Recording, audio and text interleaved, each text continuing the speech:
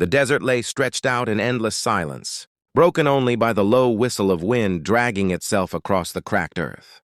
The sun had begun to sink, painting the horizon in streaks of amber and blood red, and yet Private Thomas Hale barely noticed. His fingers rested against the worn stock of his rifle, not in readiness but in habit. The war had ended 2 years ago, yet it still lingered in the corners of his mind, clinging to him like the dust on his uniform. Every step he took across this land felt borrowed, as if he were walking through a life that no longer truly belonged to him. That was when he saw her. She stood near a twisted mesquite tree, the rope around her wrists loose but firm enough to make escape impossible. The breeze tugged at her dark hair and the frayed edges of her dress. But she did not struggle. She did not plead. Her back was straight, her chin lifted, her eyes forward. An Apache woman, the kind his commanders had taught him to fear. Yet there was no wild fury in her expression, only a quiet, unshaken strength that unsettled him more than a raised weapon ever could. His men had ridden off in search of tracks that dissolved into stone, leaving him alone with the responsibility of guarding her. He had expected anger, hatred, or terror when she realized she was alone with him. Instead, there was only a watchful calm, a stillness that wrapped around the air between them. Minutes stretched long. Filled with memories Thomas had tried to bury, gunfire, shouting, the sound of men crying out in the dark.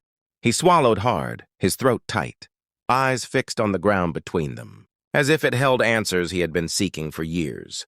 "I haven't slept beside a woman since the war," he murmured at last. The words escaped him before he realized he had spoken. His voice was rough, worn thin by loneliness and regret. He had not meant it as a confession. Yet in the emptiness of the desert, it felt like one. The Apache woman slowly shifted her gaze toward him.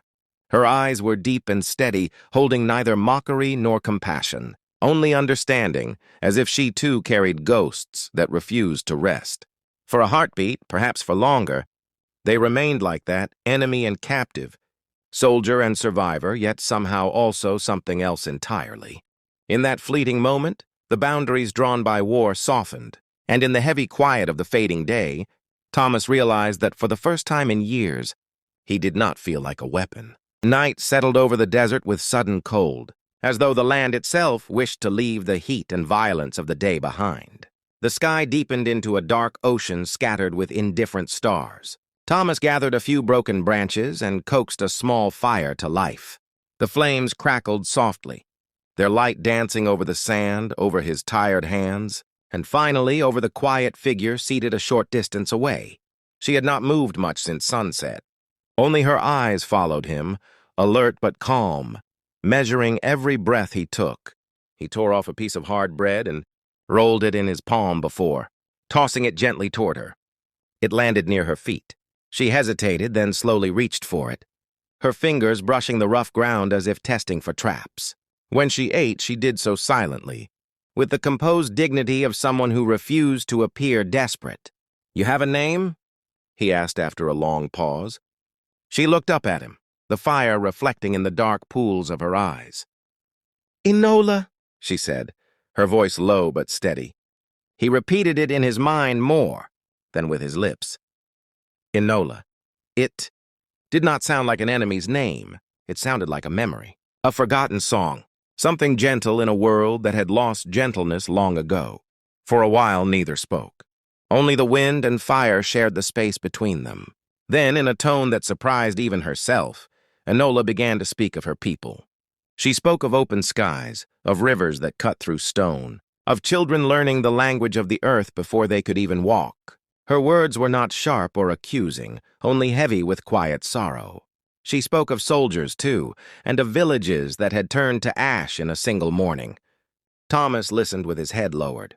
Each word struck him deeper than any blade ever could. He had told himself he was fighting for honor, for a flag, for peace. But her stories painted another picture, one made of loss no one had ever taught him to see. "I thought the war made me strong," he said finally, his voice barely rising above the whisper of the flames. "All it did was hollow me out." Enola watched him carefully, then spoke words that caught him off guard. "You are still breathing. That means the world is not finished with you yet." The air between them shifted. Without explanation, Thomas lifted his coat from his shoulders and walked a few steps closer, laying it down near her, not touching her. Not forcing kindness, only offering protection against the growing cold. He stepped back again and returned to his place by the fire. That night, as the flames faded into glowing embers, sleep finally found him, and for the first time since the war had ended, his dreams held no gunfire, no screams, no blood on his hands, only silence. Morning crept across the horizon slowly, washing the desert in soft gold and pale pink, as if the world were trying to forget the darkness that had ruled the night. Thomas opened his eyes to the quiet crackle of dying embers, and the distant cry of a hawk, circling above. For a moment, confusion clouded his thoughts. He had slept, truly slept, no sudden jolting awake, no visions of battle, only the gentle weight of silence. Then he remembered. He sat up and looked across the small clearing. Enola was still there, seated with her knees drawn close, watching the sunrise as though it belonged to her alone. The light touched her face, revealing lines of exhaustion and strength in equal measure. She looked less like a prisoner now and more like the land itself, enduring, patient, unbroken. Soon the others would return. He knew it. The sound of hooves would cut through the quiet. Orders would be barked.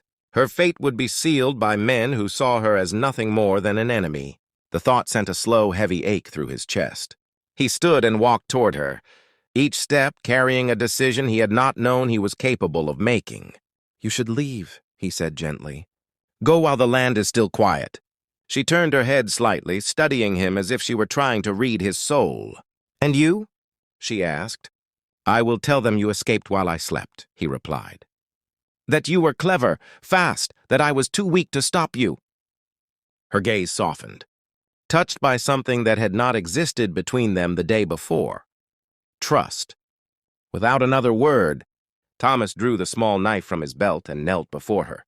The blade flashed once in the sunlight, and the rope fell away from her wrists. She looked down at the freed hands for a heartbeat, almost as if she had forgotten what freedom felt like. Then she rose.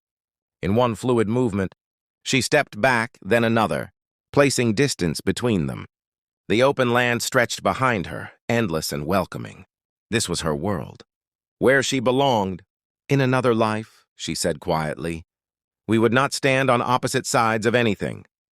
A faint, sad smile touched his face. "In another life, I would have found you sooner, before men taught us how to hate." For a moment, neither of them moved. The world seemed to pause, holding its breath, honoring the fragile peace between two souls scarred by the same war.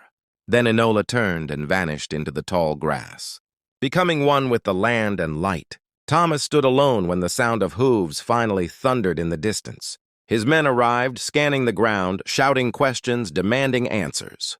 "She ran," he said simply, "and I let her live."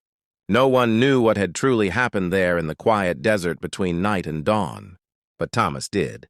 And for the first time in years, he did not feel like a soldier.